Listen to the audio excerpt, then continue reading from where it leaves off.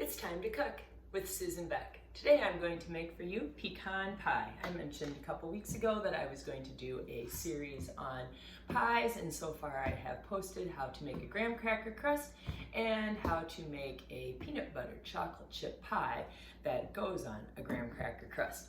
Today though, it's pecan pie. This is probably, if I had to pick one pie that I could only eat for the rest of my life, I would probably pick pecan pie.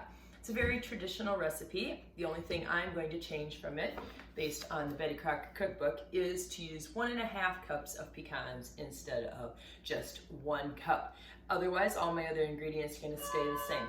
These Betty Crocker cookbooks have been around for ages. My mother had one. That's what I grew up with just all the kind of traditional recipes, from scalloped potatoes to pies and chocolate cake and chocolate chip cookies, and nothing real new or fancy in them, but they hit on all those basics. Like I always talk about how to make a roux or a white sauce, and that's in here as well.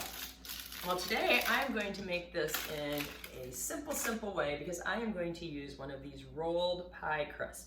These just come in a box, and this happens to even be an off-brand one. Pillsbury makes a very good one. And they just simply unroll and lay in your 8 or 9 inch pie pan. I have a 9-inch pie pan today. Either one can be used with recipes that call for 8-inch or 9-inch. They're interchangeable. Really, it's just how thick it will be. So I am going to press this into the sides of the pan there, and then with it being a 9-inch, it doesn't come up my sides much to do any fancy edging on this. And that's just perfectly fine. A pie doesn't have to look fantastic to taste great. All right, we're gonna set that pie crust off to the side. And then we're gonna simply add in all of our other ingredients. So we're gonna start out with 1 cup of corn syrup. This is a very rich pie. It almost surprises me that it's my favorite pie because I don't have that big of a sweet tooth compared to many people I know. I've got a 1/2 teaspoon of salt and a 1/3 cup of melted margarine. You can use margarine or butter. I find this is so rich already that I tend to use margarine in it. Either one will be fine. 1/3 cup is 5 1/3 tablespoons.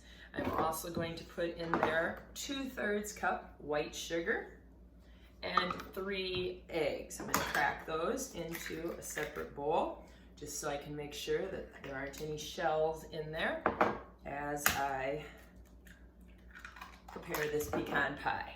All right, there's number 2, and here's our 3rd egg. In it goes. All right, now before we add the pecans to that, we are going to give it a mix. This could easily be stirred with a wooden spoon or a metal spoon or a little hand mixer. I want to get those eggs well beaten. Get that butter and sugar mixed together. And this makes a bright yellow filling. I guess I'm so used to my farm eggs that yours may not be quite as bright yellow if you are using the store-bought eggs. But bright yellow filling there, don't want to tip it too far. I've done that before in the videos and lose it out the side. The next step is to add in the pecans. As I said, 1 cup is all the recipe calls for, but I think there's plenty of room in the filling for 2 cups. And it's the nuts that makes this my favorite pie. I just love nuts of any kind. Okay, those I'm not going to mix with my hand mixer. I'm just going to simply give those a stir with my wooden spoon. Now this all just goes simply into my pie crust. And it's as simple as that. That's all there is to it. Let's grab that spatula so we get all that gooey goodness out of there. Now I tend to use these bought-in pie crusts all the time.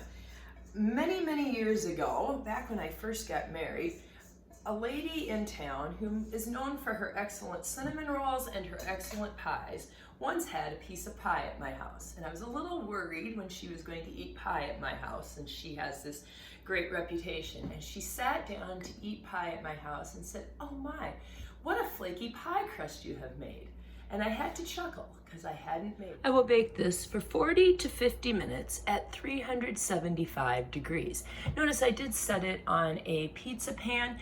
This pie probably wouldn't have the risk of running over at all because it's a 9-inch. But if you had used an 8-inch pie pan, you would have your filling just a little higher on the sides. And a good trick anytime you're going to make a pie that could possibly run over is just set it on a cookie sheet or a pizza pan. Here's our gorgeous pecan pie. Let's give this a little taste. I'll cut a little sliver out of here. Get that custardy base with all those pecans floating on the top. Let's get a small little sample out of this. It's just creamy and so sweet. And then the crunch of those pecans. Absolutely, totally a rich dessert.